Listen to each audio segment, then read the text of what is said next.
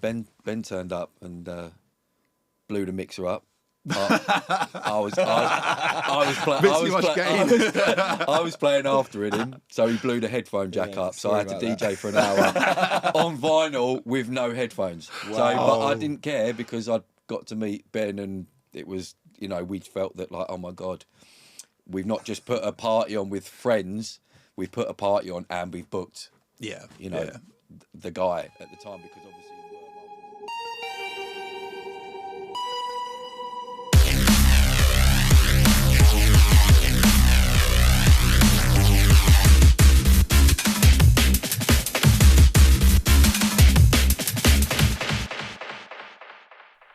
Welcome to the very first episode of the Valkyrie podcast. I'm your host, Tom, aka Tangents from Valkyrie. The aim with these podcasts is to create a place for long-form, interesting conversations with our artists and people that we care about. And I'm really excited to kick things off today with the mighty Killbox, aka Ed Russian Audio. Now at Valkyrie, we're celebrating Killbox's comeback EP, which has just come out as the debut release on our label, Killer of Killers. So encourage you to all check that out. It's a wicked EP. It's amazing. Go listen to it. And today, we're not just going to get into aspects of the EP, but we're going to go way deeper into their artist journey, origins of the scene, changing face of the scene, technology, aliens. There's all sorts of stuff in here. So yeah, I really enjoyed having this conversation with the Killbox guys. So I hope you enjoy it too. So to kick things off, we're going to dive straight into the middle of the conversation where we're discussing the prospect of Ed Rush getting on the mic during shows. I did it on the Australian tour. I did it in November. Yeah, there's a couple of daytime raves, and like Wilkinson was on before me, and he was like every couple of tunes he was going for it, and I felt like that was adding on to the energy. So I felt like it was necessary, and I wasn't too smashed. I could string a sentence together still, so I'm like, let's have a little go. So that wasn't too bad. Nice. And I've done it just here and there randomly, like Japan. I've done it a couple of times, and things like that. I think there's a time and a place. You know, there's a time where it's essential. And you really just got to dig deep and just do it, even though it's uncomfortable. Yeah, it's horrible. I mean, you hopped on the mic for a little speech at the end of Neuroheads. Oh yes, last year, and that felt right. You know, like exactly. It's organic, right? And it feels like it's going to add on in a good way. Yeah, it felt very community vibe there, so it just like it felt like the right thing to do. Do you reckon like different audiences like expect different things with the mics and stuff? Like I don't know, it seems like the American audiences. I've been hearing things through the grapevine that certain DJs are being encouraged to kind of do this. I think in the States especially, if there's no MC, I think a lot of the ravers and the festival crowd kind of expect a bit of communication. It's nice to hear a human voice. You know what? That's interesting. I hadn't thought about it that way actually, because I guess oftentimes we kind of like take the MC like host duties for granted sometimes. Yes, you do. And you know what? Like I never thought about it that way, like not having a host for like an EDM artist or something. Yeah, and it can become quite stilted, can't it? Like you go on. Yeah. I mean, it was like the fundamental parts of jungle and drum and bass were to have that. You had a host, you had an MC. When I first got into it, that was part of it. And it was only when you started really going to sort of Europe, where they didn't perhaps have that connection with dub and reggae, and they were doing drum and bass, they would find it like, why have you got someone talking? It's annoying. It's detracting from the tracks. So I think that influence is better now in Europe, where they kind of understand that drum and bass has an MC, and you know they're a little bit. But you still go to places, don't you, where they're not interested. They just want to hear you play music, which is great. Yeah, because that's what I'm there to do. So I can quite easily not talk for 2 hours and just play tunes. You know? For sure. But like, it's just interesting seeing the differences, isn't it? Like, and the amount of comments you see online of like, I wish there was no MC on this set. And but it's different across the world. You might get people in certain parts of the world saying that, and other people enjoy it and think it adds on in a positive way. But it definitely comes from like sound clash culture. Yeah. From sort of, you know, shouting for the rewind and stuff like that. That's kind of the roots of it all. Yeah. And some parts of the world didn't really have that as a part of growing up for them, whereas we did. It's part of British culture. Yeah. That's one of the things I love about this scene. Like everyone has their own routine, and like the Valkyrie crew like are quite an international crew. You know, like Annie's come like from Singapore, from the Asian side of things. Like, I learned from Ukraine. Like, it's all different. Everyone's got their own kind of story, and stuff that I might kind of expect or take for granted growing up in the UK, like UK things, like they've had different experiences and they see it with new eyes. And I think that's so interesting. Yeah, absolutely. Yeah. Talking about kind of like the scene stuff, one of the things I wanted to talk to you guys about, like you connected from like the sort of free party scene, right? Like back in the day, like tell us a little bit about that, because that's a whole chapter that like my generation and like others, we weren't able to participate in that. And like, I think, especially as like nostalgia is always super powerful. You see it in the branding, you see it like the traces of it in the culture. But like, was one like Spiral Tribe? Was that one of the kind of bands? before it was hit the clubs, before it was commercial in any way. Before you found it in any kind of major clubs in any city, there was a big movement within the music through pirate radio stations and stuff like that. I worked on 3 or 4 pirate radio stations. Like years ago. What were you doing there? DJing, just DJing, Don FM, Flex FM, and we would find someone would allow us to use their apartment or their flat for the day, and you'd set the rig up it's normally on a council estate on a high rise, so you could put the aerial right up to reach maximum kind people. of like Corrupt FM. Exactly that. It was basically that, and you just move from flat to flat. And if you got caught, they'd confiscate all the gear. You'd lose all your tunes, all your dub plates, which was terrifying, because I'd go there with like $1,000's worth of dub plates, and if they were gone, that was it. Like no. Yeah, you can't just whack out another USB and you're good to go. Like, you know. Exactly. And the pirate radio stations would kind of work in conjunction with a lot of the Spiral Tribe guys as far as sharing information. So it'd be like the parties in Oxford. We don't quite know where it is yet, but we're meeting at this petrol station at 11 p.m.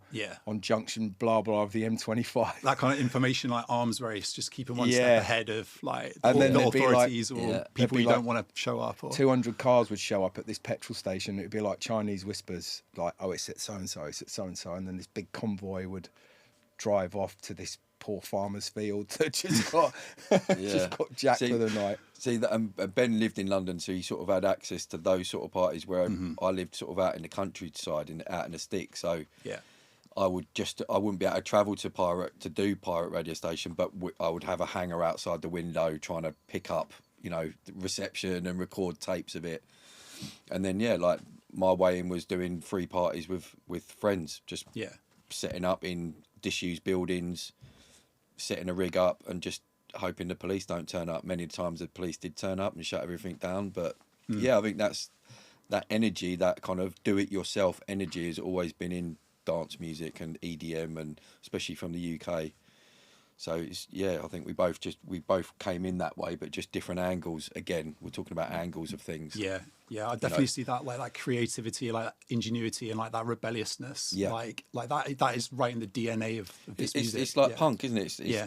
It's that rebellion. We go against the system. We do what we want when we want to do mentality, and we just, instead of being like with a band, it's now with just big sound systems, and decks and records and stuff. So and you feel like you're part of really something special, because it's always like a small community that start off with those movements.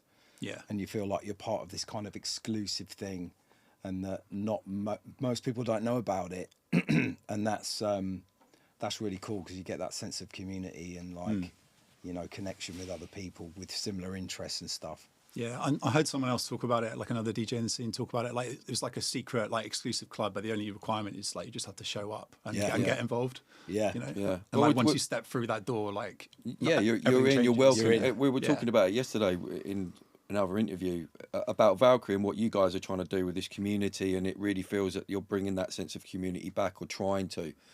That I feel that we've kind of lost, really, where everything's a bit faceless and impersonal and stuff. It feels like you're trying to bring that back, which is a lovely thing, because it's how it was one of the attractive parts of drum and bass or electronic music at that point, was that sense of community. It wasn't just I love the music and what it said to me and how it touched my soul.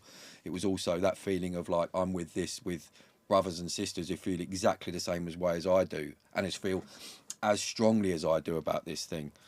So we're all like-minded people. So you just naturally feel comfortable any ideas that you had didn't feel silly to say because everyone would get where you're coming from. Do you know what I mean? Yeah, So 100%. Like that resonates super strongly with me because like my experience moving to London like on my own, and then I started going out to events on my own because my friends quickly like they ran out of steam and didn't have the same level of like obsession that I did for going to everything that I could, you know, that was like now that I had this new world that was open to me. Yeah. And you just naturally like you form these connections with people, and it's been interesting for me to see like some of my peers, like I'm in my like early 30s now, like some of them feel a bit isolated in London sometimes, you know, like it can be hard for them to meet new people outside work or whatever. Absolutely, yeah. And I feel like very blessed to have had this thing in my life that like has connected me with so many amazing people, like, you know, yourselves, like and friends everything. that you'll have, regardless of how your journey is within the music, if it stops or it falters in any way, connections that you'll have that last beyond that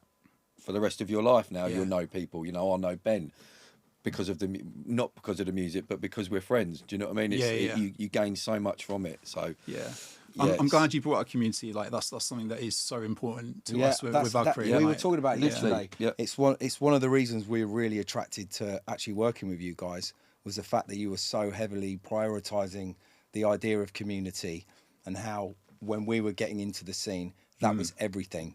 Like it was all like, you could recognize another raver from your outfit. It was oversized clothing and bucket hats and like, you know, whistles and stuff and glow sticks. It's like, oh, there's another raver, and you instantly felt that rapport and that connection. That's a little bit lost these days because I feel like everything's kind of generic and kind of washed out a little bit. And I think with social media and stuff, although obviously it connects everyone, it's also isolating in a way because people don't go out as much because they're getting dopamine hits and just sitting on their own in their bedroom. So in a way, we're kind of losing, although we're more connected, there's a loss of community with all this tech and social media. And I think what you guys are doing with your WhatsApp group and all that kind of stuff is rejuvenating that idea and bringing everyone back together in a healthy way, and interacting with everyone. And when they come out to the nights, they'll recognize each other. Like, oh, I'm so and so from chat. Oh, you're blah blah blah. And then they can put faces. Virus at the weekend. And then they put faces to the names that they've been talking to for the last month or 2 months, whatever it might be. And I think that's really powerful and something that we both thought was really cool. Yeah, I'm super glad to hear that. Like, you know, we're figuring it out. You know, like you guys, I think you've both talked about, I guess, in this like increasingly like digital world, like you can lose a bit of that connection and that warmth. And I don't know, like not everything's going to work, but we want to try because we've felt like what it's done for us. And I still see like people I meet in the scene who like those moments can still exist, but I feel they're just maybe a bit rarer. You know, and like they're even more special because of it. Like I've got a friend I met like through hospital events, I think, and he met his like raving crew. He was at a trade show for work, and he had like a RAM lanyard or something that he had like put his pass in, and the person that was giving him a tour just like locked onto it. Yeah. You know, like these little moments, they can still exist, but it just feels like they can be a bit harder to find sometimes. You know, it's tribalistic, coming together with a group of people listening to the same music. It's very tribal, and we're coming together as just one people under one roof to listen to this music. It's something to be. It's a joyous thing. Is people coming together to enjoy that. Where like I say, we've lost that. Everything's faceless and no contact and don't touch. It's about touching. It's about reaching out and touching the next person. Do you know what I'm saying? Yeah, like, slapping your mate's back when a big do you know what I mean? comes it's in. It's those little micro things that make the difference with us as a people. Yeah. When we're told that that's bad and we shouldn't do this and we shouldn't connect, that's when shit starts, excuse my language, but that's when stuff starts going wrong. Yeah. You know, when we're connecting as a people, things get fixed. Yeah. I'm a firm believer of that. So you don't have to hold back on the podcast. You can say whatever you want. Fuck it. But I think connection is all we're craving, really. As humans, that's life. Really, is connection. Absolutely. You want to feel seen, and you want to feel connection with other people. Otherwise, what's the point? You're so right. And everything. I feel like the physical aspect is really interesting. Like there aren't that many places in life where you can like physically connect, like fighting we were talking about earlier. You know, like in BJJ gym, like that's one way you kind of do that. Get in very a healthy... acquainted to people very quickly. You know, them sweating all over you. And, and the raves are a little bit similar. You know, like you're bumping into. I don't know. Like I feel like it's a healthy way to connect with people in some kind of physical fashion. Sharing a drink. Yeah. Do you know what I mean? Like that. You know, that was the thing of like, you know, back in the day, people looking after each other. You got enough water. You got some water. Like sharing a bottle of water. Just those little things that we just seem to have lost now. Or people do it within their own little micro sort of world with their friends. Yeah. But it doesn't branch out to the rest of the club, where it's all of us. You look at any videos back in the day, and everyone's tops off, arms around each other. You know, no one cared. Do you know what I mean? Yeah. Is that one of the main things you've noticed changing? Then maybe people being a bit more self-conscious, like with the advent of smartphones, like everything can be recorded. Absolutely, because everyone's recording what they're doing, and they want to look the greatest for their 30-second clip that they're going to post up, telling them about their dinner or what they're doing this day. And I don't, you know. Do you think you guys would have behaved differently, like at the parties you were going to back in the day, if that was something that was happening? I'm not sure. I think it's although it's really good for sharing information and it's good for like connecting in a certain way, it's also isolating, and it's unnatural. Like if you look back just 100 or 200 years before all this tech existed, we would have existed in a tribe of 30 or 40 people in a community. Yeah, small, tight knit. And if the younguns are misbehaving, might get a slap on the wrist and told don't do this by one or two adults, you know, and then they would learn from that and move on. Whereas now a kid posts a picture of themselves on the internet and they've instantly got potentially thousands of people commenting and saying, oh, you're too this or you're too that. And for a young developing brain, that's not natural in any way, shape or form. And I think that's why we're seeing such a rise in mental health issues and all this stuff that's going on at the moment. And I think music is potentially a cure for that, because it's a reconnection. It's a way of people coming back together. Yeah, there's something I saw you say in a different interview, I think, when you were talking about like just there are so few things in life where like everyone is experiencing the same thing at the same time. Exactly. And like they're in the same kind of ballpark of caring about it, like really caring about it and being like locked into it. Yeah. Like that moment of unity, like between thousands of people, like when the drop kicks in the club, it's like we're all experiencing those frequencies at the same time. Yeah. That's it's magical, and that's why the energy in those rooms sometimes is palatable. Like you can, it's like scratch and sniff. It's like, what the fuck's going on? It's fucking crazy. Yeah. Virus at Steelyard is and always will be one of those kind of places for me that delivers that. And like I find it super interesting seeing people that like have somehow wandered in there and don't have a connection to the scene. Yeah, they're like, what's seeing, like, going on? How they kind of transform over the course of the night, and like what that's like for them. Yeah. Well, what the amazing thing is when you get a message from someone that's like, didn't listen to drum and bass, but for before Saturday night, but oh my god, got dragged into Steelyard for a virus and you've changed my life. Oh my god, where have you been? They're the greatest messages, because let's face it, it's 17. Well, we make it at 174. We're probably playing it at like 178. Yeah, it's fast, it's abrasive, it's you have to really like it to like it. Do you know what I mean? It doesn't let it's quite polarizing, isn't it? Yes. Yeah. Like people either love it or they really don't like it. They can decide that quite quickly usually. So it's always interesting when someone's never been to a rave before, and then you get that real sort of like light bulb moment where they're like, oh my god, this is great. So it's understandable as well, because if you're exposed to drum and bass for the first time, let's say the first time you're hearing it is on a phone. Yeah, like tinny little thin speakers. You got no sub. There's no sub. You're like, oh, I'm not sure about this. There's no horrible. Like, it's almost horrible. And then you're stood in Steelyard or wherever you might be in the middle of the floor, and the sub's moving your liver around, and you're like, whoa, wait a minute. It's a totally different experience. You know what it feels like to me? Like if I listen to tunes for a phone, it feels like they've been neutered. Like they've kind of had their balls chopped. That's it. It is really a big percentage of listening to drum and bass is listening to it in the right environment. Yeah. Especially the stuff that we make, it feels kind of wrong to listen to it during the day. Yeah, it has to be nighttime for me. Like it just goes hand in hand with that, and it has to be loud and bassy. Mm-hmm. And that's also like when you're writing tunes, you've got to kind of be thinking ahead.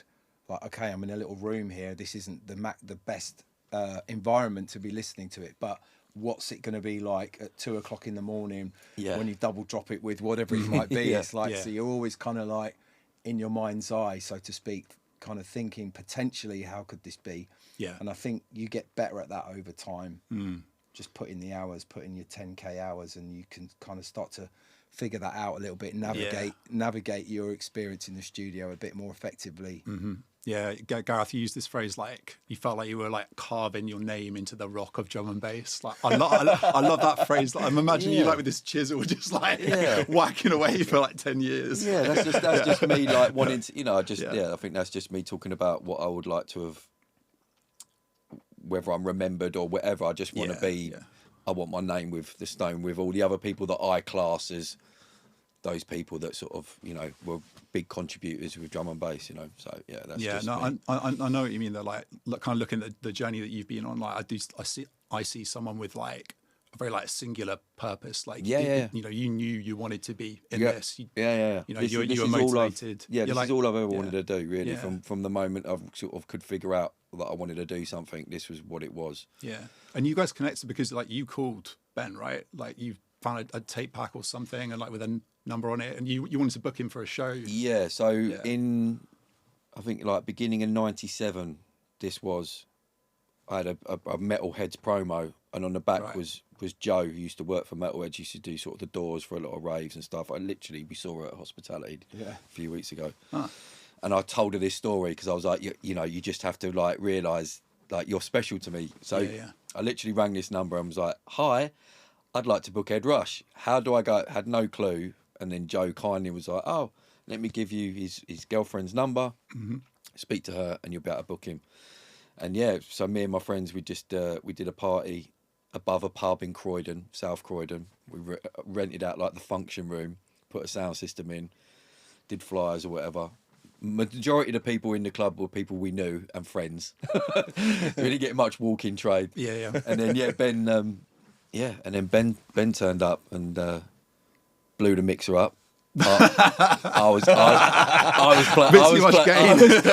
was playing after him, so he blew the headphone jack up. So I had to DJ that for an hour on vinyl with no headphones. Wow. So, but I didn't care because I'd got to meet Ben, and it was, we felt that like, oh my God, we've not just put a party on with friends, we've put a party on and we've booked. The guy at the time, because obviously Wormhole was causing hype. It hadn't dropped yet, but people knew it was coming and the plates were getting played. So that's how I originally met him outside a pub. Like, hi, I'm Gareth.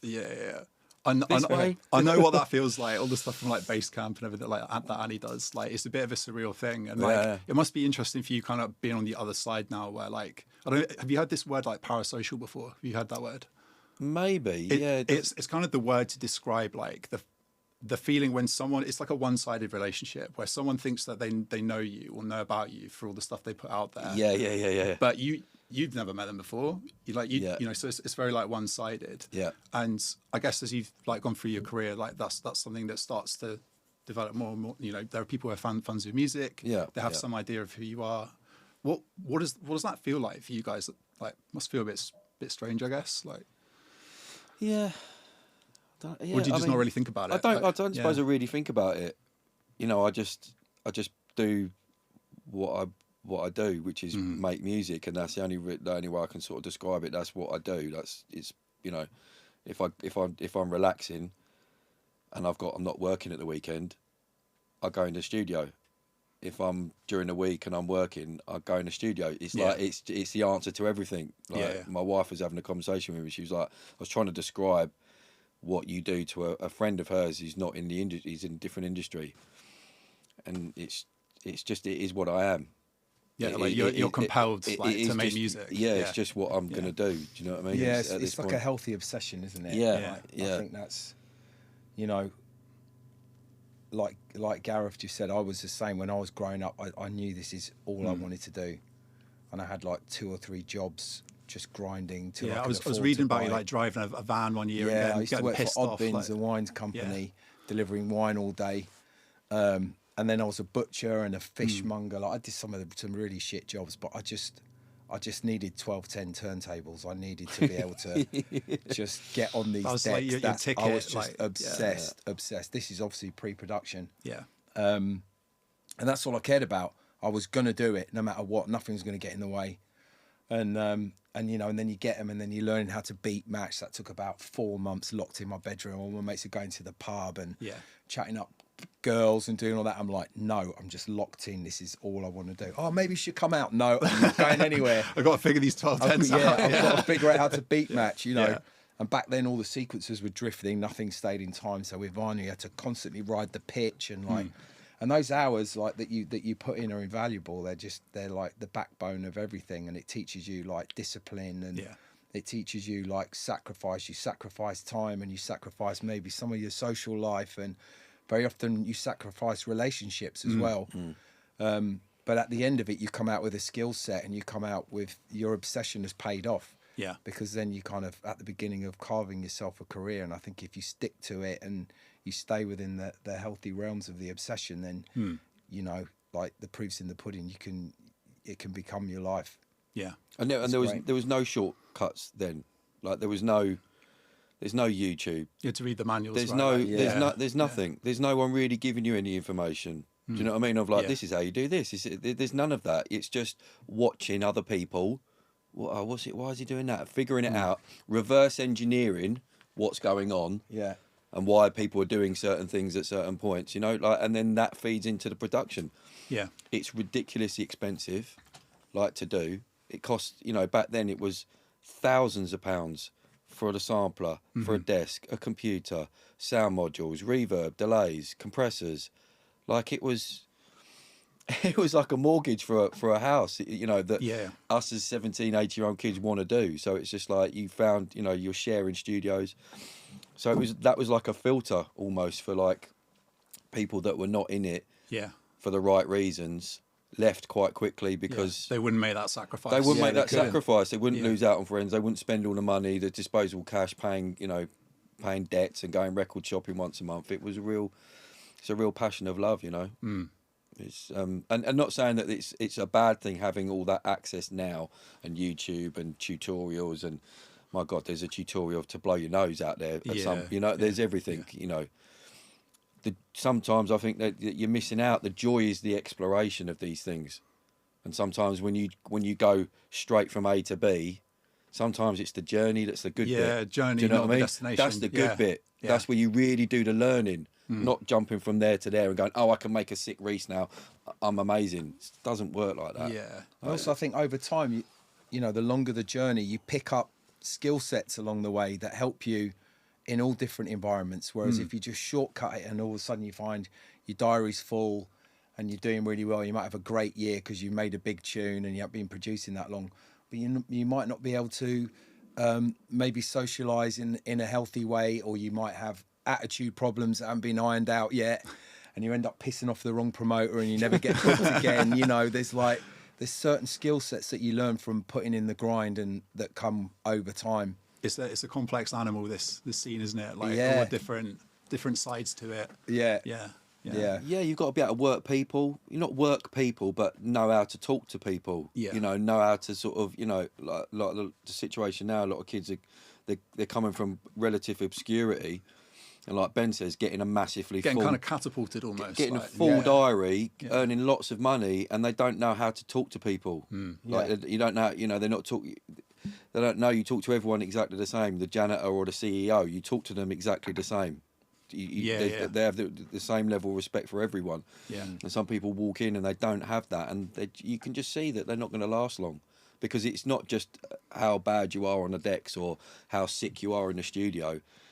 It's a real melting pot of human traits that I think to be successful. And you want a lot of people that care a lot. If you want longevity, 100%. Otherwise, you're just going to be a flash in the pan. Yeah. You can tell a lot from a person from how they talk to like a waitress or a waiter. Like that. 100%. Literally, you can see the character there and then. You know, the amount of people that I've been out to dinner with before a show or whatever, and there's one DJ or maybe a couple, and they're just rude to the waiting staff, and it's embarrassing. You know, you're like, so people expose their characters in these little snippets of life, these little these little Polaroid moments. You're like, Yeah. so that's what you're about. And you're it's funny when yeah, you're an arsehole, basically. It's funny when people they don't realise they're talking to maybe someone who's significant in that space. You know, they don't realise, and they conduct themselves in a certain way, and then actually the light bulb goes on, and they're like, oh shit! It's like deer in headlights, isn't it? Yeah. Mad. I was going to ask, so related to some of the grassroots promoter stuff I've been involved in over the years, I've often been the guy going and getting the rider on nights. I was going to ask you, this kind of comes back to respect as well. What's the silliest thing you've seen someone put on their rider? Underwear. Yeah, I think it's quite good though. Functional or like underwear, like pants and socks. Yeah. And I thought, why are you doing that? I mean, you know, if you're playing around Europe or the UK, it's a bit weird. But if you're on tour in America, I get it. I guess. I kind of get it. And you've got one little bag, I'm like, yeah, okay, it makes sense. Fresh socks every day. Yeah. It makes sense. Yeah. A mask, I think. A mask. What mask. Like a COVID one? Just a different. No, like a mask. What, like Zorro or like whatever that was not specified. Unspecified mask. Unspecified mask. Miss Piggy. And it's from quite a big person. Really? Yeah, huge person actually in drum and bass. Yeah, and that was on there. I don't know if it's still there. It's probably changed now to caviar and whatever, but it was a mask. It was a mask. Yeah, was like a regular thing, or it was just a one-off? No, it was apparently it was that was it. Yeah, and I think someone from Bad Company have a blow up boat, like a little dinghy. I'm sure that's like an Aoki move. I don't know. I don't know. I'm sure it was Maldini or Vegas. I might have got that wrong, boys. Sorry if it's not really. I might have got that completely wrong, but I swear one of them had. You're going to get flamed on the internet. I've not seen that many. The mask was the most unusual. I'm clutching for why. Blow up boat, like crowd surfing. Yeah, maybe? I don't know why. How many opportunities you get to do that? If you're at hospitality on the beach, like I kind of see maybe you'd be like, maybe I want one of those rubber rings or something. Quite a bespoke scenario. Yeah. But yeah, the mask was quite interesting. But that's about it. Yeah, for me. I had to go and get like a full watermelon for an artist once. Nice. Yeah, that's quite a good idea. Yeah, but like when you got to carry all this stuff back from the shop. Yeah, no, they're fucking heavy, aren't they? Yeah. It's like you not picked a smaller fruit. Was there a bottle of vodka as well, and they were maybe going to fill the watermelon with vodka? Because that's quite a good one. I've got to mention, honourable mention to Connor Emperor, who had an amazing rider when I was in Toulouse with him a few weeks ago, and he had like protein bars, like mint tea. It was just like health. It was like times have changed. It was the healthiest options really ever. have, It was just like, oh my god, are you going on a run after this? Like, what? Are you bulking before a gym workout? Like, what is going on?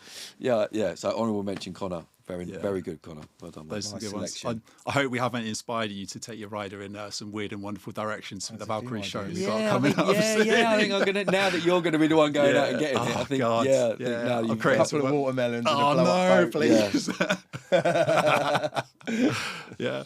Tell us a bit about that show. You know, looking forward to that. Have you played at Lightbox before? Yes, you have done. Yeah. I don't think I have actually. Yeah, it's cool. It's the one that has the ceiling that all lights up and stuff, right? Yeah, it's really good, really nice, not too big, quite an intimate vibe in there. Yeah, good sound system, nicely located. I think it's a good choice. Really. Yeah, I'm hyped. If I remember, the booth is quite good as well. It's like a decent experience. Like, yeah, I think it's a good one.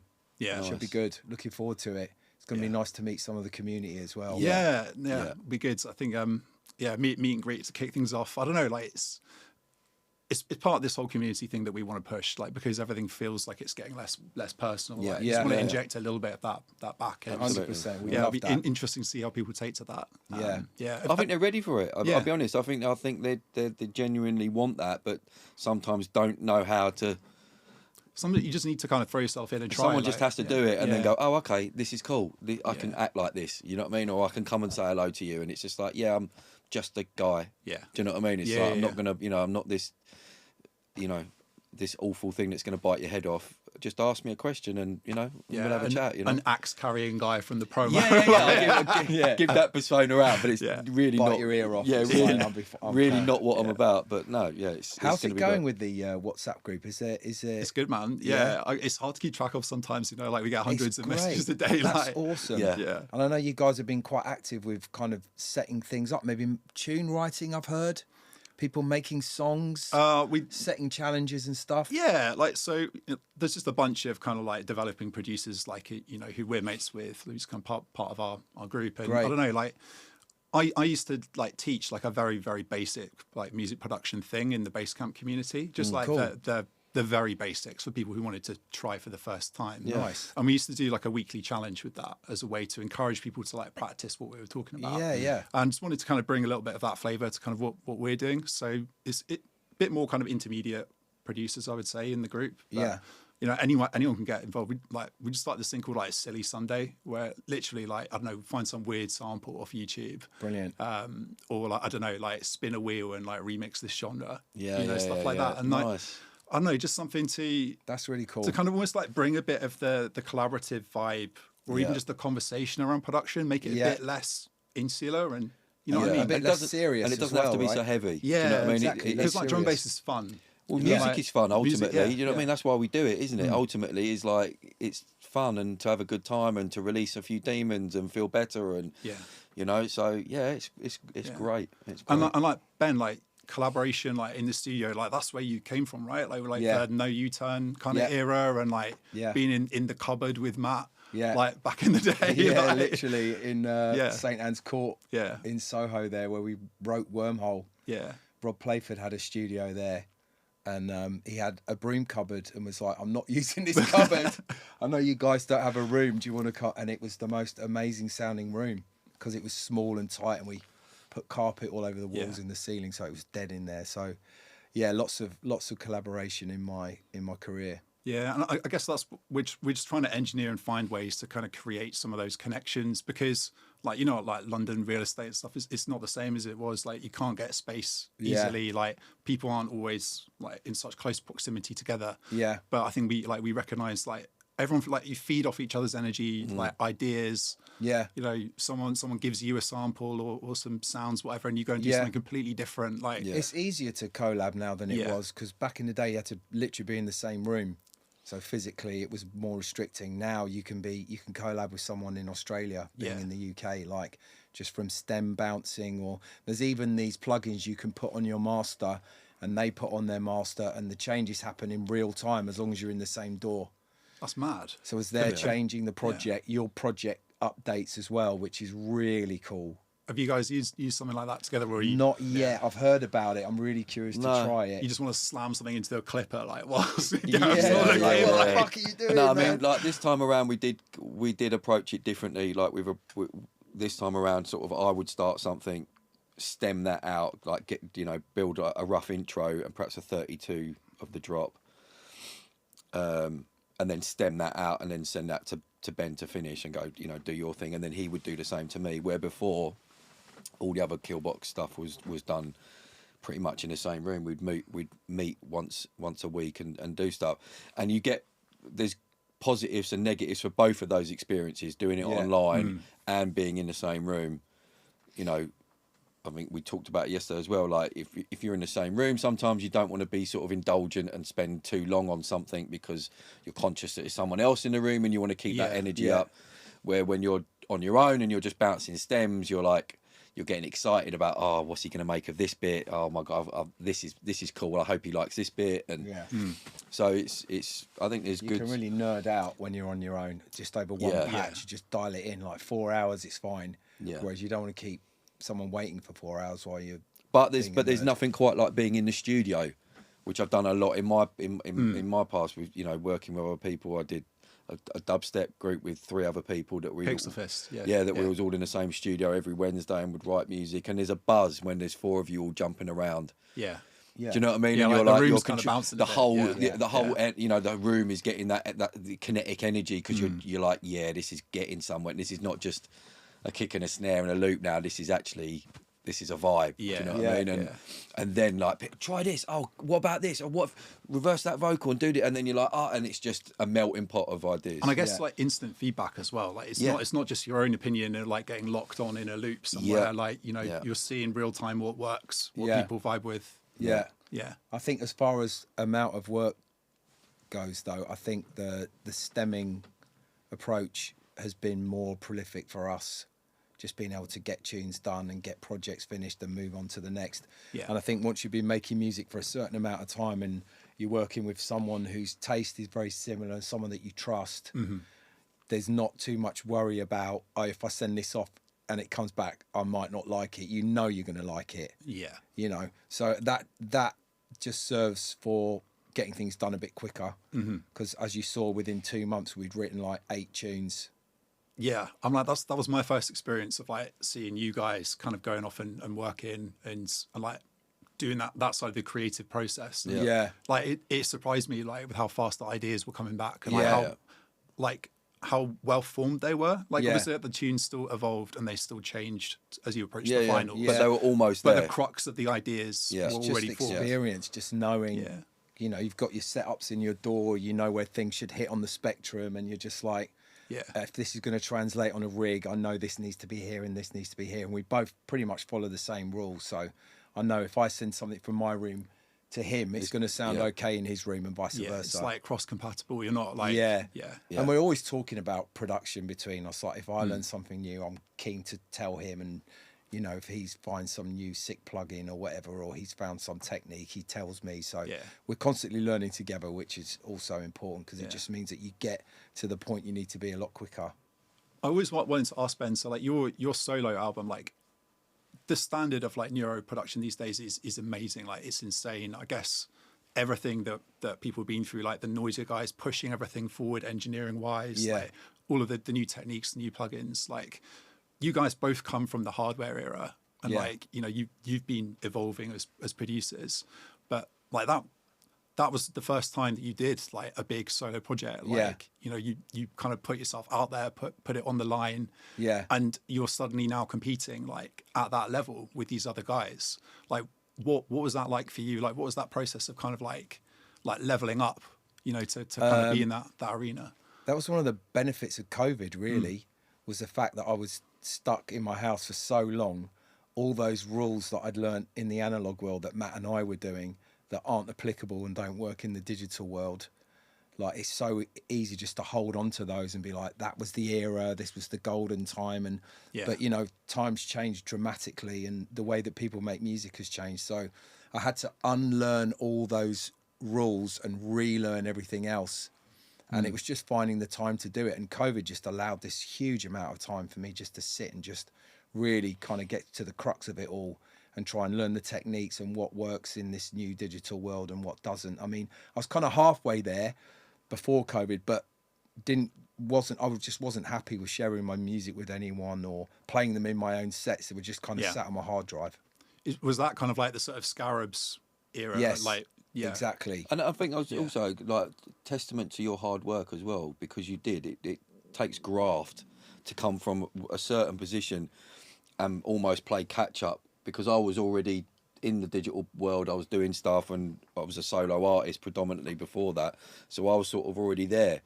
So then to watch Ben come from where he was to where he is now is incredible. It's incredible. And to do it at, you know, we're not spring chickens. No, mate. Do you know what I mean? But like we're not, you know, we've got families and lives and stuff to get on, and the that he managed to get to that level at this point is commendable. Really is. Yeah. Thanks, mate. It comes down back to the obsession thing again. I was that shows failure the wasn't an option. I'm like, I need to be able to do this. I've got these ideas. Yeah. I want to be able to play my own tunes in my set and stuff, and like the only way to do it is just to grind, and just to get to that point and ask lots of questions. And you know, Patreon's helpful. There is stuff on YouTube that's helpful, and just trial and error. Just try this, try that. A lot of phone calls with him, and like, you know, and just really just grinding. That's all it was. Just putting in the hours again. It was like relearning again. Which was the struggle, because it's so easy just to fall back into those old habits, just red light everything. Oh, fuck it, it's going to sound all right. But if you, as we all know, you do that in a computer and it just sounds like trash. Yeah, yeah. And now, like a couple of years on, like how do you kind of like look back at that solo album? Like now that the dust has kind of settled a bit, like I'm proud of it.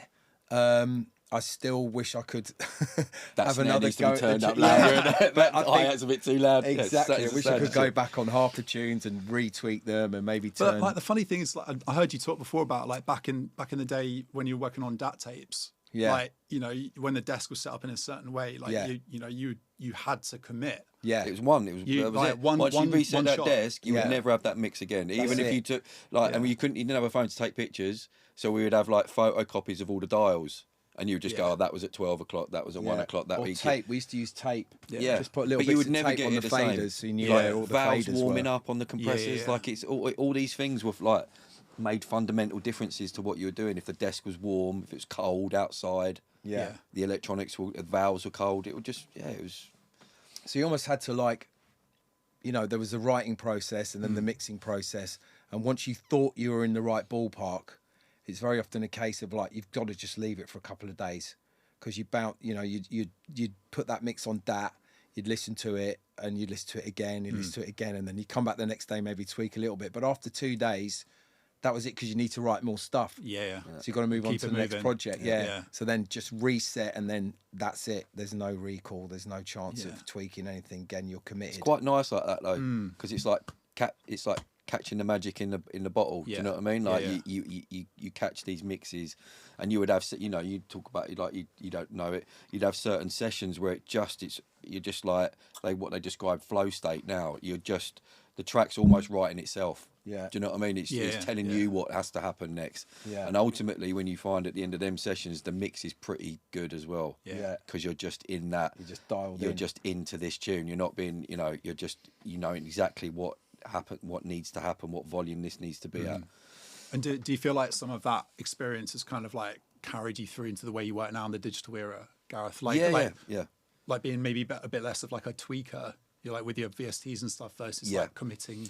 Yeah, I think I'm a great believer in like less is more, like, and having less equipment forces more creativity. Yeah, I believe so. Instead of having, you know, lots of reverbs and lots of delay VSTs and lots of this, I have one reverb, one delay, maybe 2 delays I use, a couple of distortion units, but that's it. I don't have massive banks of this. Only way. Yeah. Because once you simplify all of that, then the ideas can really start. If you're relying on like, oh, this new VST does this particular thing really cool, and I'll add that to the end of the chain, and that'll do that. It'll do its little signature thing to my sound. Yeah. Yeah, like an artist isn't like obsessing over like when a new paintbrush is going to come out, right? Like, you know what I mean? Like, it's just a blank piece of paper, and it doesn't matter what it is. It's just, you know, and I think they're your tools. A mechanic walks into, you know, a garage. There's a size 10 spanner and a flathead screwdriver. Oh, he's good. Like, off he goes. Yeah. You watch these videos as well, and they're like, we've got 4 EQs and we're stacking them all. We're running the same breakbeat through them all, and then here's plus 10k on this one, and here's plus 10k. To me, they all sound the same. Yeah. Like, and they're like, oh, if you can't hear the difference, then your ears need training. It's like you just need one EQ that EQs that you're familiar with, that works well, and this, like he said, one reverb. It's the only way. Otherwise, you just get lost in the source, and you're getting bogged down, and you're killing the creativity time, aren't you? You're nerding out of. I think once in a while there's a breakthrough in technology, and there's a new plugin that comes through that changes the game. Like Shape of Box is amazing. It changes how we sidechain, and we use that on everything. There's this new sidechaining they do now that's like ring modulation sidechain, and that's great. I didn't have it before. It's essential now. I need it. So once in a while these things come along, but they work their way into your template, and they become part of your, you know, apparatus for working. And I think then every once in a while a new like synth might drop, and that will give you inspiration for, you might not use it forever, but for a week or a few days you're on it, and there's these new patches, and you like might get a nice lead out of it, or a nice arp or something, and it kind of pushes you in a direction you wouldn't normally go. So I think that's cool and that's healthy. But nerding out over what EQ you should use, I think you should probably just use the one that's in your DAW, to be honest. Looking back, it kind of feels like there was almost like a tech arms race in music. You know what I mean? Like, I was kind of that generation that was going out like when Skrillex dropped his EP and was really getting into FMA and Massive, and you know, all the D&B artists were getting into Massive and doing this stuff, and I don't know if you guys agree. It kind of feels like there's like a diminishing returns with this. Like, there's always going to be innovation and creativity, but like maybe just like exploring the world. There's still undiscovered places, but less of them. Yeah. Does that kind of resonate with you guys? Yeah. Because like you were making dub stuff as well, I guess, and like Yeah. that whole world of sound design, like has do you take some of that stuff through into D&B as well? Yeah, I'll take everything's a learning experience. You know, interactions with my son and my daughter and my wife are things that I pull into drum and bass. So yeah, everything. I don't think you can rule anything out. I think working in different genres healthy, doing some different stuff. Yeah. Because you end up with different sound palettes that you wouldn't normally have before, and like, oh, this might work in this, or being able to drag stuff in for maybe even if it's just for an intro or something, but it's something that you wouldn't normally have if you were just writing 174 drum and bass. What's some other genres that you like, Ben? Like outside of D&B, what would you like to listen to? I mean, I like all music in general, but as far as like my personal production, I've made some house tunes before that I like tech house, minimal tech house kind of sounds. And I've written loads of kind of like hip hop stuff, like trap, kind of trappy stuff. Yeah, well, like 808s and like kind of... Yeah, actually during COVID, a friend of mine was kind of trying to push this artist, this American R&B singer, and she was doing an album project, and I got like 6 of my tunes on there that are just like 130, 140 trappy stuff, R&B style, and that was really cool because I was working with melody and stuff I'd never really worked with before, and having to kind of think in a different way, rather than how is this going to drop on the dance floor, thinking about how is this going to evoke emotion, and how is this going to... I mean, all music should have emotion, right? But when you're writing neuro, it's pretty much one emotion. Big, bad, dangerous. Yeah, that's it. Drop. So having to think about chords and, you know, G minor, is it a sad chord, and all that kind of stuff was really interesting for me. So I enjoyed that a lot. That was cool. Yeah. And it's interesting hearing you say that. Like, I think there were a couple of tracks on your album where you kind of got to almost like explore a home listening vibe a bit more. It didn't just have to be a club record, right? Yeah, like, there was scope on there. There was a vocal thing that was like kind of similar to what I was just talking about, kind of a bit more emotive and more melodic, and kind of had sort of chords in it. I did that through COVID. I did an album that was not based on clubbing, and I just sort of flexed that muscle of like, what does me making a home listening album? So you just adapt, don't you, at the time, and we weren't going to clubs, so the creativity comes out just in different, and you just point it in a slightly different direction, you know. Yeah. Whilst we're talking about creativity and style, I got a few questions from the community. From our WhatsApp. Nice. I know there was from the WhatsApp group. Yeah. I don't know if I can ask all of them, but I'm sure some of them are brutal. But there was one like that I wanted to ask. So one's PG enough, yeah. Yeah, one is PG enough. So my mate Jay, so shout out Jay, who's actually making some visuals for your show. For Jay. Yes, Jay. Big up, man. He was saying, in your words, how do you describe your own signature sounds, like each of you, and then how does that change when you collaborate? Interesting. I would say, I mean, my sound has changed over the years, right? It was kind of back in like the late 90s. It was definitely more... It's more jungly, wasn't it? Like, more jungly, more funky, more space in it. A lot more break beats being used, so there's naturally more groove and shuffle in those. But I think now the stuff I'm making is just pretty much geared towards the dance floor. So I'd say... I don't know. It's hard, man. That's a tough one.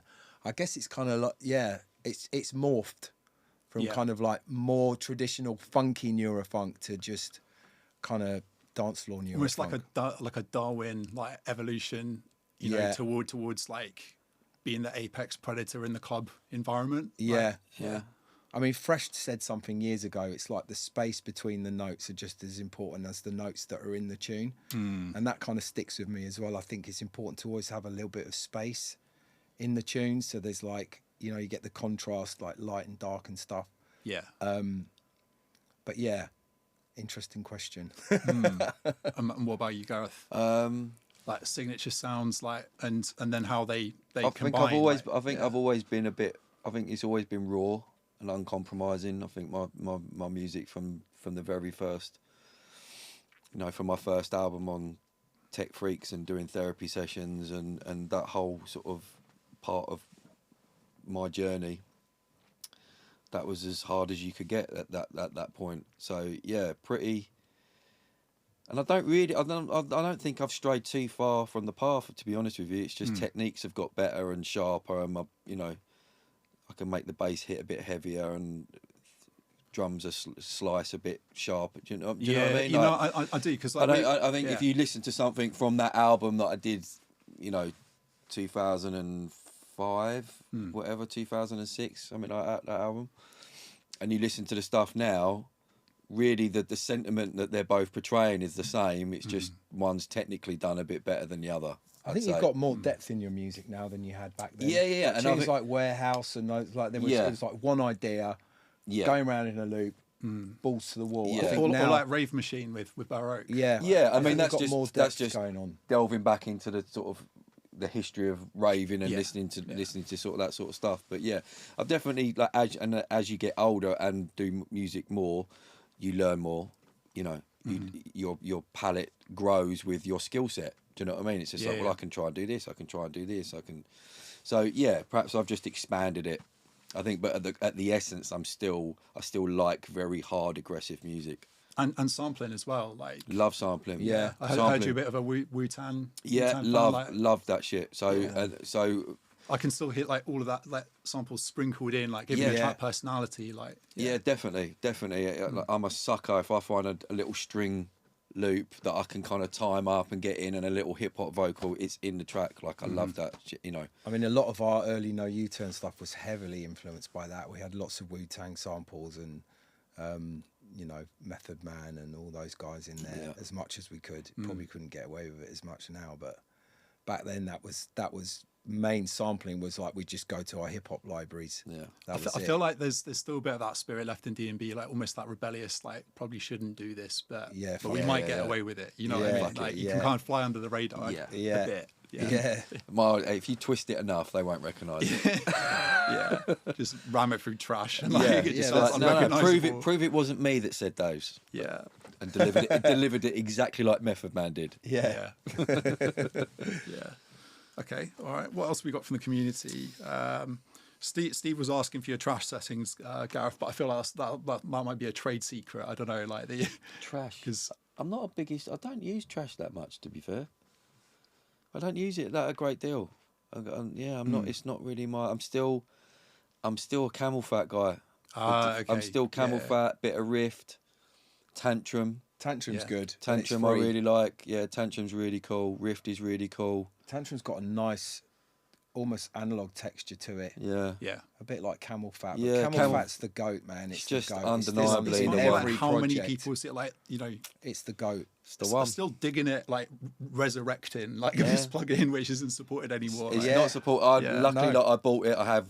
They're literally kept in a separate hard drive vault that's in a safe. Do you know what I mean? And when I get a new PC, it's like unlock the vault, install Camel Fat. Will it work? Will it work? Will it work? Yes, it still works. Yeah. It's amazing how no one's bettered it over all these years. Yeah. Or it's the familiarity that we've had. It's like, But so many it's like of that us best use friend it. that's never let you down. Do you know what I mean? It's like So many of us that still good old use it. reliable boy. He's never, I mean, Burr Oak still swear by it. Mm-hmm. They put it in every tune. Yeah. It's like everyone's using it. Camel Fat's the one. Yeah, I don't know. It's interesting. So yeah, but Trash 2's good. Trash 2's cool. But yeah, it's not my go-to. It's there in the library, but like I said, I probably have 2 or 3 that I really use a lot, and it's Camel Fat, Rift, and Tantrum. And it's got nice clipper control. I think it's called clip control in Trash 2. That's nice. Yeah, it's just like a soft clipper, really, but it sounds really cool. Yeah. And there's one called Crunchy Taco. That's quite nice. Yeah. And there's another one. I think it's called Sandpaper. Yeah, that's nice for kind of gritty top end. It's very extreme. I find Trash, where sometimes I don't want it to be. Yeah, you can. Just I want to build up that extremeness over an amount of like stacking VSTs. I don't want to go like straight from A to B again. Yeah, like 0 to 60. The journey through to B is the exciting bit, where you'll pull the harmonics out and EQ and then distort, and then you'll start going in a different way, and then add a bit of movement. And so there's not one that does it all. I think just adding loads of them, all doing a little thing, is the way. Yeah, sounds good. One thing I wanted to ask, so back in the day, so Ben, you did almost like an exchange with the Ram Trilogy guys, where you like swapped a couple of tunes each, and then you made this like kind of smash these tunes together and like remix them into one them tune. days, mate. I love the days of two tunes which I think is such one. a cool idea. Like, it's so sick. I don't really see that happening No, anymore. it doesn't these happen days. No. So I want to ask you guys, like, if you could pick like another producer, like, or some guys, people to work with, and do that concept again, who would you pick and why? To give them like Origin Unknown did what was the flip side to Crisis? They did Lifespan and Crisis. It's called Life Crisis, and they did it together. And in the second drop, it flips into. And we did Mind Scanners. Mind Scan remix. Yeah. And he did Scanners and Mind Overload. Yeah, we sent that to them, and then they were like, okay, and then they stuck the two together as well. Yeah, it was quite interesting because they sent us the samples for both, and we want to use this from this and this from this, so let's just do like a jive bunny booty. Love it. I don't know who I'll do now though. Yeah, that's tough. I mean, Burr Oak obviously spring to mind. I was watching them at Virus, and they opened with Perfect Drug. Yeah, they did. And they did something to it. I don't know what they did to it. They did a little mix. That was a like a mashup or like... No, they redid it. They done a little VIP. Yeah. That was a great moment. It was amazing, because they were really excited to play it to us as well. You could see like they wanted to share that. They felt like they were kind of keeping this big secret or something. Yeah, exactly. Yeah. Almost like a bit naughty, like they were doing it in front of you. Yeah, exactly. Yeah, that was a cool moment. Yeah. You didn't feel the urge to throw him down some stairs for having a go at one of your tunes. I want it. I'm like, you better send it to me. I want to play it. Yeah. Don't gatekeep this one. Yeah. I don't know who I'd do. I don't know who I would do it with, to be honest with you. Doesn't have to be drum bass. Could be. Yeah, I was thinking maybe outside, someone non drum and bass. Oh, Wu-Tang then. Yeah. Yeah, I'd do Wu-Tang. Yeah, get direct access to all the samples you want. Yeah. Protect your neck and fucking something else. I've always wanted to make a tune with Sonny. I think it'd be cool to do something with Skrillex. That would be amazing. Get him on a neuro drum and bass thing. Like, I think that would be really cool. I heard he's got like a whole album unreleased with the Noisier guys. Like a rock. Yeah. Like a pendulum-esque. Yeah, and I guess for whatever reason, I guess he's sort of moved on in his career, and maybe that feels like I think he wrote a relic or something. I think he wrote it. Yeah. And then during that project, he did Monsters. Yeah. And Deadmau5 heard that and said, I want that, but I need some more tunes to go with it for an EP. So he did some other the Scary Monsters stuff. and Nice Sprites. Yes. Yeah. And then that became his sound. So all of a sudden, this kind of rock, drum and bass, hip hop thing that he'd done didn't fit that mold. And I think he's kind of carved this path into that, and that became his thing. So yeah, I've heard about this album as well. I really want to hear it. Yeah. I really want to hear it. I think hopefully it'll see the light of day. I hope so. Like, I at feel like some point. You still get some little glimmers of that kind of like dub plate culture in our scene, like, the unreleased records. And I don't know, it's so exciting. Like for me, like that's why I wanted to go out to shows to hear unreleased music. To have that special moment where you hear something before anyone else has ever heard it. Yeah, it's the most important. It's one of the driving forces for me is to, like, especially for a Virus party. Yeah. Like, I need to roll up to that party with at least 4 or 5 things that no one's heard. Yeah. Just to feel like, okay, I'm ready. Yeah. And it's same for Let It Roll. Like, I always used to write like an intro track for Let It Roll sets. It's just, I think it's special. I think if you make that effort, it's part of the culture. People notice. It's part of the culture as well. People do notice. Dubplate culture's been engraved in our scene from day dot. Yeah. From the Sound Clash era, it's part of our thing. So I think it's essential. And I think it's really interesting seeing like a new generation almost like instinctively reaching for it, but finding it hard to do that. So like Annie, like on her data transmission like interview, like I was at her flat and we were like, what should she put at the end of this interview, like for the like any other thoughts? And she'd been so obsessed with that Killer Bees remix. Like we went to Virus together and amazing. She would not stop talking about this Killer Bees remix like for months afterwards. Yeah.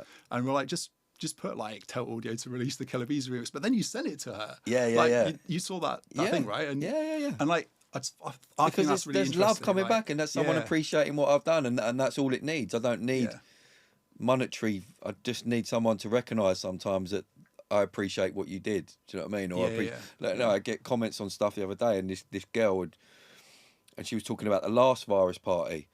And she was like, and she just commented on like, oh, it's so nice to hear someone play like loads of new shit that I've not heard before. And like that made my day, that comment.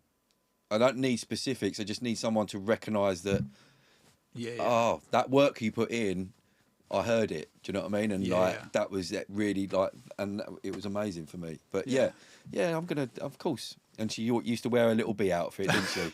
Yeah, a bee costume has been worn in Stereo. I can confirm. I don't know if it's been retired now or no, I hope not. If bits of it are still littered. Yeah, we'll bring it the back floor, out. But bring it back out. That's classic. Yeah.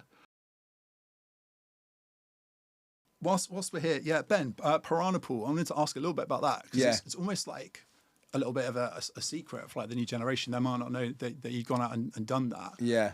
Tell us a little bit more about it because like the details are quite scarce out there. And I mean, it's only ever had one release, so it's kind of like two because it was Scarabs plus like Shapes released on it as well, right? No, it's just Scarabs. Maybe I've got that wrong. But yeah, it's just Scarabs. Okay.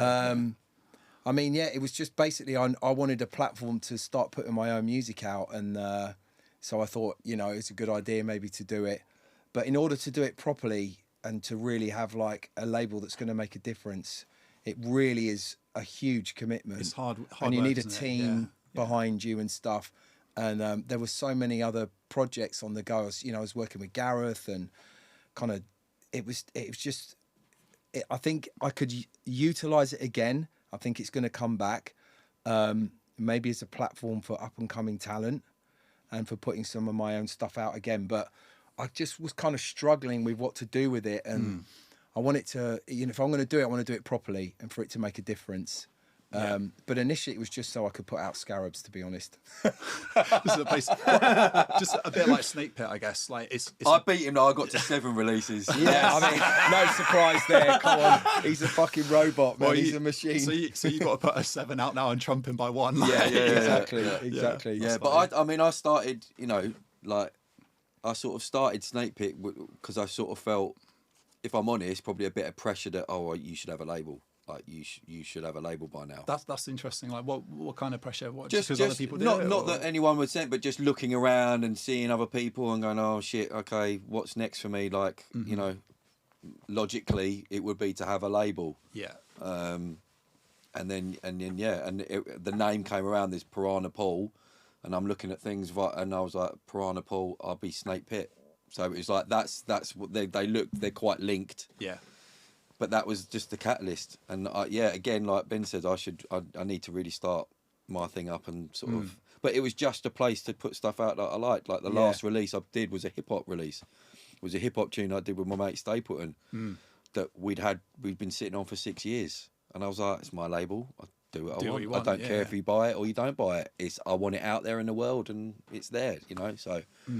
I think there's also an expectation thing as well. I was struggling with, like Ed Rush starting his own label. It's like people would expect it to be a certain way, and like I said before, it's if you want to do it really properly, it's a big commitment, and it's like you need like a good team around you, and you need like the resources and stuff. And when you're like trying to make tunes, DJing at the weekends, picking the kids up from school, being a dad, being a husband, like in order to do it properly, you've got to really find the time and the commitment, or find someone that's going to do it who shares your vision and really want to roll their sleeves up and get involved and do it for the long haul. Because initially there's no money in it. I hear that. I mean, do you want to get involved and help me build this thing, and then maybe you can get a slice of the pie a bit down the line when it's done well. And I think we still quite like being the artist as well. Yeah, we still like being, because I think you notice with some people when they put that label manager hat on, their own productions might, they take the back seat. Yeah. Do you know what I mean? And I think drum and bass is that genre that if you take the back seat in production, especially the stuff that we do, the neuro stuff, if you step off that train for 1 second, it's gone down the tracks, and it takes a bit of time to catch back up to it. It moves that quickly that you can you can take a year off, and then people come back, and it's like, well, this is like a different world now. Do you know what I mean? Everything sounds different. And I think we're quite driven in that way, that we want to be and still feel that we have a voice, and something to say, even though we're getting older now, and we're not the hot young kids. We still feel that we have a voice, and that's important to me. So I think that's why perhaps the label's not at the forefront, is because I still want to. I've still got shit to say. I hear that, and I see that tension in artists like yourself. And like, I was chatting with Chris Pollux about this.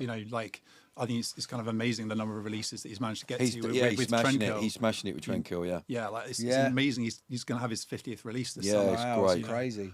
And he's kept his artist sort of integrity, not integrity, but his work ethic and whatever. Yeah, and the sound. He's got a great sound. The label's got a sound. Yeah. Which is kind of what you want. But, Love you, Chris. But that takes its toll. That's hard to balance. Like being a touring artist, having family, and all these things. So I think we like at Valkyrie, like we recognise, like we want to try and help a bit with this. Like we see how like crews and like teams are so important.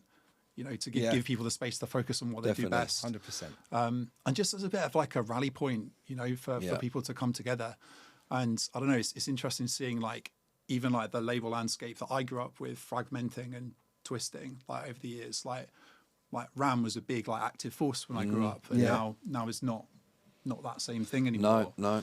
And like on smaller levels as well, or even with like legacy brands who like they kind of transform and they evolve too, and do different things. So I guess that's a space that we're trying to help with and do something. Yeah, no, it's great. It's great. Yeah. One thing I was going to ask you, Gareth, was like, heard you did some like engineering for like Alpha Magic back in the day. Like was that like Hard House? Like, it was a big music distributor. So it was like vinyl distribution, SRD, Alpha Magic. So what were you actually doing there? So I first started.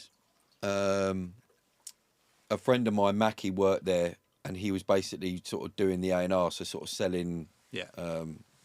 I'll have a little bit more water, please. Yeah, have a thank top you, up. Tim. Thanks, mate. Lovely, thank you.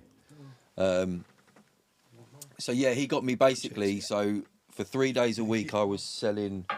So I'd ring the record shops up. I had an area, and I'd ring the record shops up and go, "Hey, mate, like we've got this new 12 from this artist, blah blah blah." And if he needs, I'd play a little bit to him down the phone, and he'd be like, "Yeah, all right, give me 10 copies of that, 5 copies of this, whatever promos." Yeah.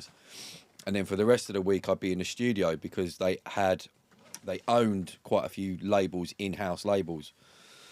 They owned Outbreak, Invaders, Cell Recordings. There was like a bootleg label called Camouflage. So they're all ones that they had in-house that they would get artists to work on. So they had a studio downstairs.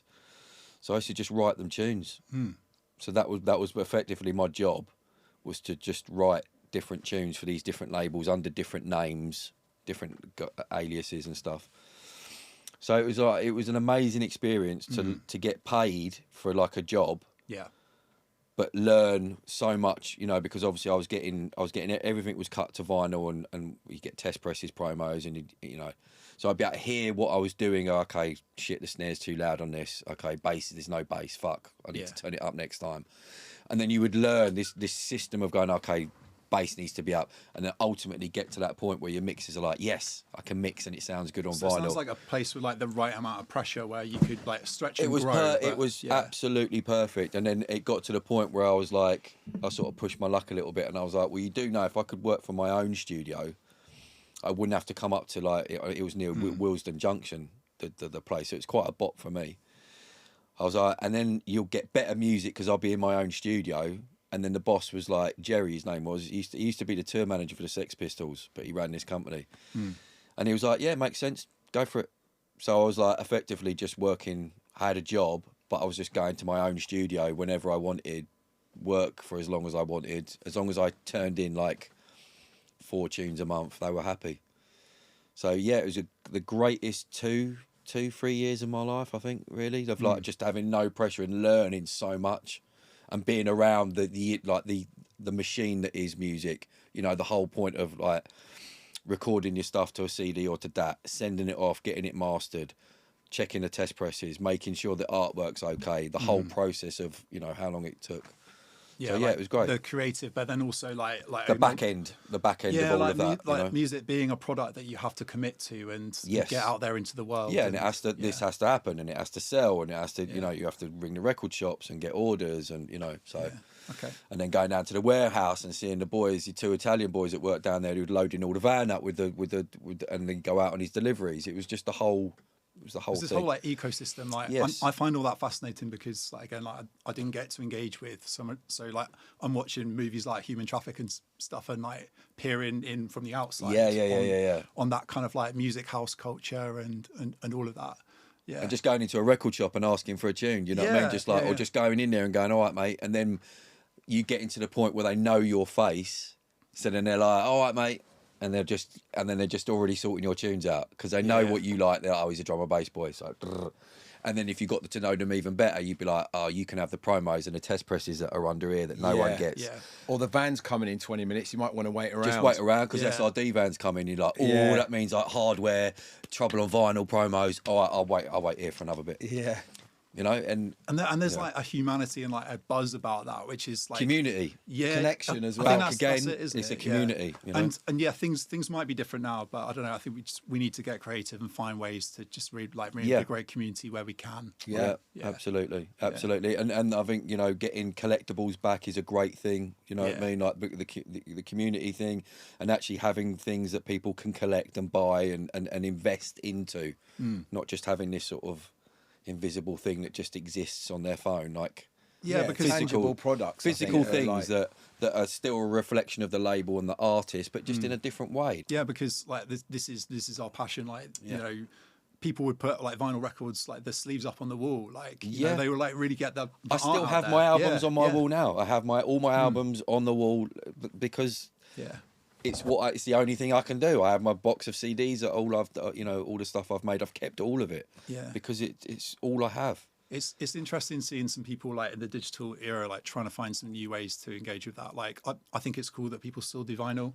Yes. I guess we can talk about vinyl. I don't know when this is going to go out, but we can. I was sort of skirting around it. I didn't really quite want to go around, but we can talk about it. Okay, It's super excited that we're doing vinyl for the EP. It's and like I said to you when we were talking before, that was another reason that we wanted to go with you guys as well as a community, as well as we get on with you and we're friends, is that you were keen on pushing that, and it's something that we come from and we miss, and it's like another way of kind of showing your story. Yeah, is how the artwork looks and what little things you can put that sort of explain different dimensions for you to be creative and be artists. Exactly. Because you can switch up the artwork on different releases, or maybe do an extra track on one or whatever it might be. Or do something a bit wild with the shape of the vinyl. Possibly. Yeah. I'll probably get in trouble when I say anymore. So We'll just know it's going to be so sick, and you need one. And there probably won't be any more when we've done it. So, no, one run, that's it. Exactly. Yeah. Golden run. Yeah. Let's talk about something different. So, like related to Killer of Killers, like the EPs. So, like I know you guys like both like you love movies, love like sci-fi. Yeah. Like that kind of realm. Like that's a deep source of inspiration for both of you. See the big grin on my face. Yeah. So we'll start off. Alien or Predator? You have to pick one. Alien or Predator? Predator. Yeah. I'd probably go Alien. Yeah. Just because of the impact it had on me when I was a kid. That scene of seeing that alien come out of that stomach was just like, I'd never seen anything like it before, and it just kind of it's going to stay with me forever. And also I'm obsessed with aliens, so there's another thing. Tell us a bit more about that. Well, I don't know, I just think that the whole, as we're progressing with technology and Elon Musk is doing his thing, I think all these possibilities are opening now, life on Mars and all that. I think I'm hoping in my lifetime we see something that we think all might be possible, that there's more than just us. I think we're getting closer and closer and closer to that. So yeah, I kind of love that whole ideology. it's a big topic, isn't it? Like are we alone in the universe? Like I feel it's one of those things. Like it would just transform everything. Like especially if they came down and just blew us all up. It was so good. You'd be like, yes, we were right. But like Independence Day moment. The flying saucers come down. I mean, it would like instantly kind of. People it would diminish like racism and stuff all of a sudden. It's like, hold on a minute, I'm not worried about another race anymore. I'm worried about another species. Like, what the hell's going on? There's a Prototypes track called Species where they have this vocal sample, and it was like the one thing that brought us together as a species, like about like an alien invasion. I love that sample. Same. I love that shit. Yeah, that's great. Okay, so alien this side, Predator on this side. Haven't you got some Xenomorph stuff in your studio though? I've got lots. I love it both, but if you had to ask me to choose, that will be my choice. But yeah, I love it from, I used to rent VHSs with my dad on a Saturday. Yeah, it was our little thing. And we would go to the local video shop in a local town and get like a couple of videos and some snacks and a little bottle of Coca-Cola for the evening. Yeah. And that would be me and my dad's thing. We would sit there and watch films. And he would never hold back on what films I could watch. So we did that's where I did Total Recall, Commando, like all the good Arnie films. It was just brutality. And then I just always remember watching Predator. And it just like blowing my mind. And it's just, and I don't know whether it's the connection with my dad that makes it so long lasting in me, but I have it tattooed on me multiple places. I've written multiple tunes about many of the films.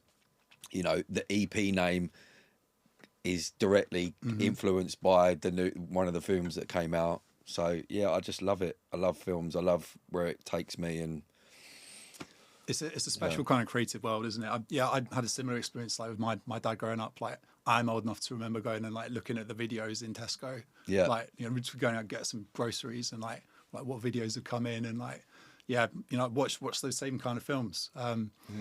It's just there's something about that weird space, like sci-fi, like you can recognize parts of the world, but then they're transformed and they're kind of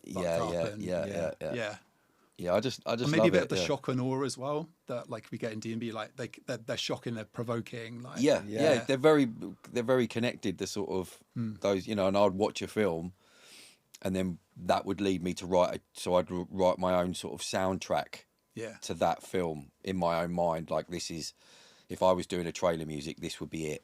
And then at the end of it, I'd have a 6-minute drum and bass tune, but it would have all the things that, I sort of felt influenced, by watching the film. Yeah. Whilst we're on this topic, I don't know if I've ever told you this, maybe I have, but my dad, he doesn't listen to drum and bass. He's in his 60s. Yeah. Somehow, I don't know how this happened, he stumbled across Marauder. Nice. Or like on Spotify or something. Yeah. That's the one D&B tune that he listens to. That's his reference point. And that's his reference point. Yes. That's he would like, I have not prompted this. It's not as good as Marauder. I bet he compares everything to it. Pretty much. That was so good. Yeah. But like that's the one tune, and he'd like listen to it on his commute into London on the train. Amazing. Like, so that's cool. Well, every now and then, as I like tell him what I'm doing on my journey through the D&B world, they're like, "Oh, you're talking to the spaceship guy this week," like because there's that sample in it. Like, like, I'm taking command of the spaceship. Yeah. So I wanted to share that. I thought you might find that funny. That's wicked. Tell him thank you very much and hello from me. Yeah, we can't talk about D&B and movies without talking about Blade Runner either. I mean, that's like not just the content of the film, but the soundtrack as well. The Vangelis strings. Yeah. And like, every time a spaceship comes in, it'd be like a Reese, like Reese noises. I'm like, wow, this is the one. Trying to sample all these little snippets out of it. Just amazing. So inspirational. One of the films where you sit and watch it and I just want to make a tune. Yeah, like not just the art of it and like the future world they're created, but like the sound to match with it. Like, it feels like it was so ahead of its time. Yeah. And I think it was a big influence on people like Dillinger as well. A lot of his strings from like This Is a Threshold and Silver Blade and all that. They're very Vangelis influenced, aren't they? Yeah. Like I see it in so many ways, like the long tail of that film, like the synth use. Like I know that Sub Focus like used like an emulator of that for the Solar System intro. Yeah. Like it's just touched so many drum and bass tunes in the past. Yeah, tell us a bit more about like the sort of sci-fi links with like the early days of Virus and like and Wormhole and all of that. Matt's a big sci-fi guy as well. Yeah. Similar love for Blade Runner. That was our main inspiration probably back then. Just like we said, the soundscape and stuff. Also the Ian Banks books. He did like 4 or 5 different books. One was called Player of Games. Okay. Yeah. And it's just talking about a future world and this ideology and kind of mixing kind of robots with humans and that whole kind of thing. And those books are also inspiring for just getting ideas and thinking outside the box and experimenting with sound and stuff and pushing things kind of in a different direction. Yeah. I guess a lot of this maybe was happening like across the backdrop. Do you remember like the Y2K thing? Like as we were approaching the year 2000 was like a big deal. Everything's going to shut down. The world's going to end. The world's going to end. Or like 2000 just felt like this big massive thing, and like we're kind of moving. It was like the future is here now. It's here. It's here. Yeah. It was an interesting time. Like definitely. Like from in my childhood, like seeing that stuff, like watching The Matrix and all those kind of things. Yeah. Yeah, that's another one. Matrix. Yeah. Oh my God, yeah. Sampled so many times. Absolutely. We've literally, all those films have been sampled. Yeah. I think even there might be a little reference to it on one of the EP tracks. There might be. There might be. There might be, Yeah. Not saying anything. Tell us a little bit more about like sample selection. Like when you're working on tunes like that. Yeah. Do you just have like massive banks of stuff that you've accumulated over the years that you can draw from, or do you go hunting for things? Tell us a bit about how it works. Yeah, bit of both. Like sometimes you'll get a track name first, like an idea for a track name, and then everything will be based around that. And you'll type it into YouTube or whatever it might be and try and find some samples that way. Or sometimes you're rolling through your hard drive and you'll hear a vocal sample and be like, there's a tune. And you hear it in a different way that you might not have heard before.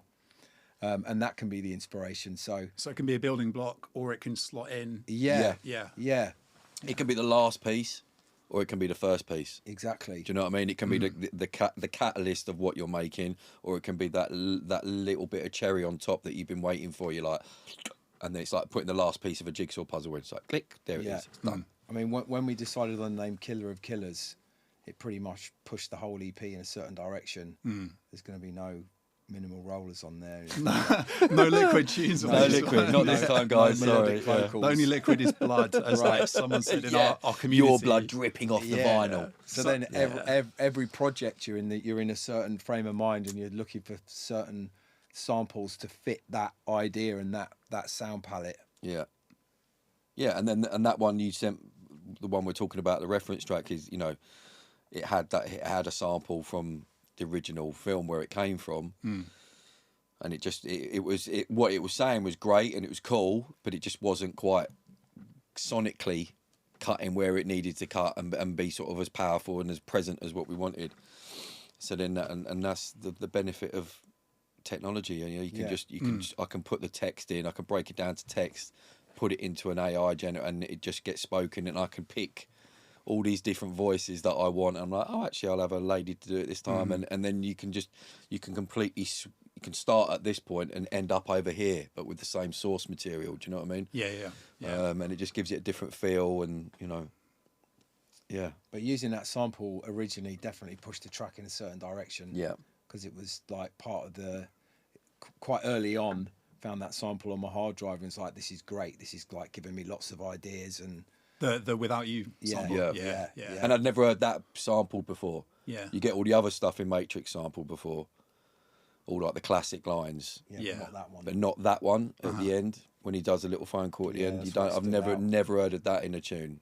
Obviously heard it, but never thought about it. And I don't know why I'd never thought about putting it, because I'm usually quite on that sort of stuff. Like trying to, because if you see a little an untapped source, you're like, I'll chop that for later. Because you found this like sampling vein from this super mined out source. It's just like, oh my god, there was a gold. We found like a little vein in between the toes. We were like, I can't get in there.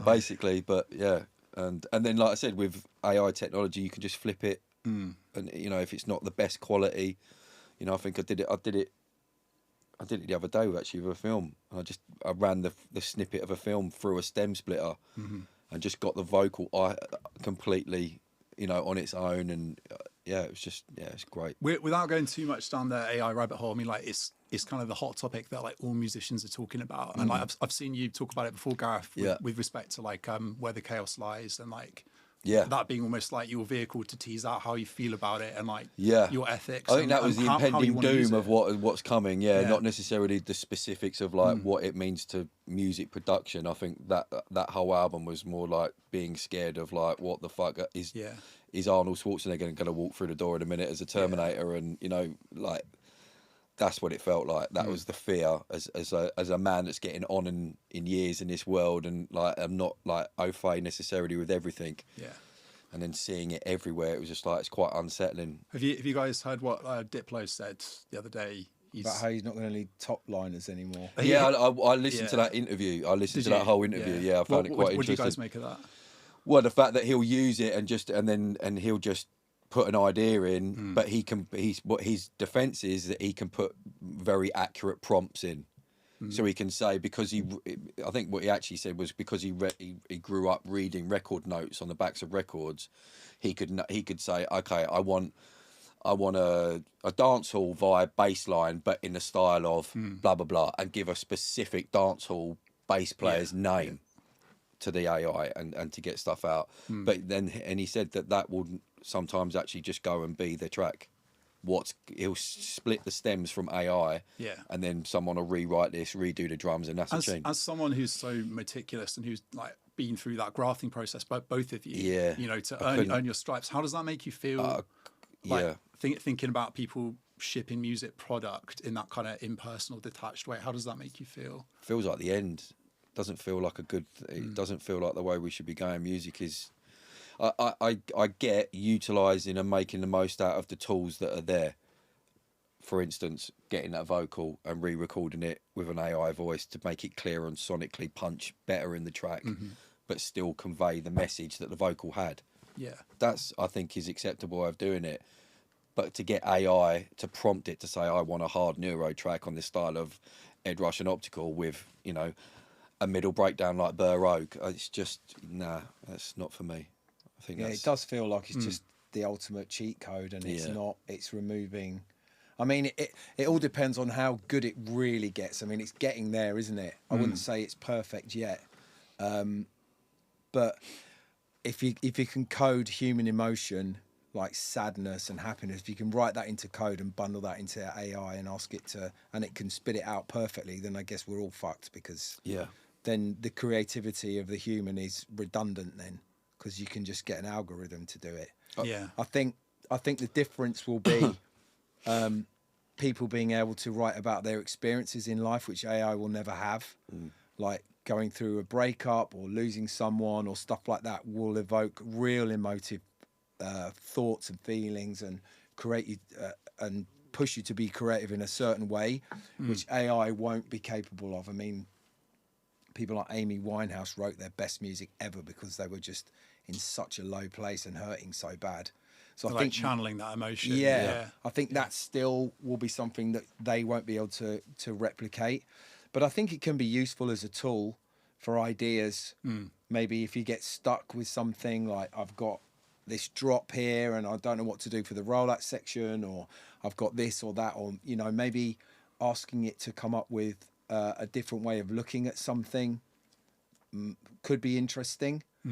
But I think once we're just only listening to AI creative music, I think it's too dystopian. It's not an ideal situation. Kind of lacking humanity. Lacking humanity. Well, we've cheated ourselves out of something that's joyous and beautiful. We would have, in our endless pursuit on making things quicker and easier, we would have cheated ourselves out of one of the most beautiful things that a human can do, which is write a song and sing it to someone else and them enjoy it, and that whole interaction. And that, like we're talking about before, the community of being with other people for music, and you know. I think it's a very slippery slope down. AI. It's just interesting seeing people talking about it, and I guess everyone is on a journey trying to figure out their own ethics, their own values, and then like different communities have different strong stances. Some like very pro, some very anti. Like it's interesting seeing that tension and like that conflict. I think our age will come into that as well. Is that will, you know, because we're not used to it. So it feel, you know, okay, we've got used to other things coming in our life, smartphones, etc. We didn't have them when we were born, but we've utilised them in our lives. But I just think there's limits to what AI should be able to do. Yeah, I agree. I think limitation is the key. I think it's cool for them to be able to do the mundane jobs that literally anyone can do that require no skills. You know, like the everyday jobs of packing supermarket food away, or stuff that driving a van full of wine. Driving a van full of wine. Yeah, exactly. I think doing stuff like that, freeing us up as a race in order to explore our own creativity a bit more, and do things that we enjoy doing, that brings us joy and makes us happy. I think that's going to be excellent. But the second it's replacing us creatively, and it's kind of emulating stuff that we can only have only done as humans, like feeling suffering or feeling joy or anything like that. As soon as it's emulating that stuff, I think we're in trouble. Yeah, you know what I'm really curious about? So like, I grew up in this almost like transition like time between social media coming in. So I had quite like an analog childhood. I read a lot, like watched like videos, whatever, and then social media's come in, and now AI, and what I'm curious about is what will our imaginations be like as a society? Like how might AI disrupt or change that?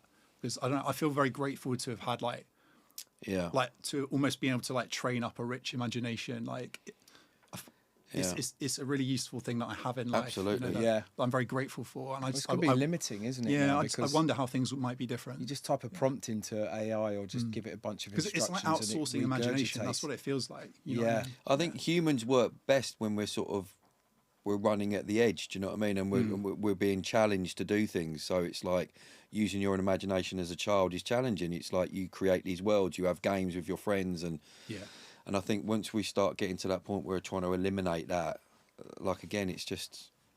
I think it boils down to purpose as well. Like, I think every human, like, we need purpose in order to feel like we have value, and in order to stay sane, and in order to get out of bed in the morning. Like, what is your purpose? Yeah. And I think if your purpose can be replaced by AI, we're fucked. Let's hope it doesn't come to that. Yeah. We got 2 minutes left. So before we go, for those who haven't listened to the EP yet, so tell people a little bit about it. Why should they listen to it? What can they expect? It's banging. Yeah. It's banging. It's pretty hardcore. If you like hard, aggressive drum and bass with some really nice sonic textures, that's been put together with love and care, with 50 odd years of experience, go and check it out because you won't be disappointed. Yeah. And being stress tested. Yes, on it's working really, really well in the clubs. Yeah. Highlights of some of the sets at the moment, and some of the feedback from the 2 tracks that have already seen the light of day have been incredible, very encouraging. So it seems to be well received. Nice. But yeah, nicely constructed, and yeah, hopefully it's going to. It's like letting your little baby out into the world. Yeah. Hope it's going to be well received and do well. Because we're really proud of it, and I think it's beautiful in its own dark, twisted way. Yeah, it's always you always get a bit anxious though when you're about to sort of, because it is like it's a part of yourself. It's like your little baby. It's like okay, you go off into the world now. Like you're not mine anymore. You're not like just sitting on mine and his computers at home where we can look after you. Yeah, it's a bit annoying as well that everyone else can play the tunes now. Yeah, it's quite nice to rock up to a show and be can't just you ain't got this. Like cover the vinyl, like just keep it by yourself. Yeah. No more gatekeeping. No, we're very excited to see what people make of it, and we hope they enjoy it as much as we enjoyed making it. Because we really did enjoy making this. And on the Valkyrie side, we're incredibly excited and like very, very thankful to you guys like for believing and trusting in us to kind of partner with you to share that with the world. Like, well, we appreciate the platform you provided, and we love how you're pushing things, and we're very happy to be on board as well. Yeah. We're excited to see what we can do. So Well, this is going to be it's literally the first release for us. You know, that hopefully the first of many. Yes. We literally could not think of a better way to kick things off. So yeah, thank you. Like cheers, Tom. We cannot wait absolute pleasure. to release it out there. Yeah, nice one. Nice one. Okay, I think that's our time. So let's call it that. Okay. Goodbye, everyone. Nice one. Bye. Bye. So that's a wrap on episode 1.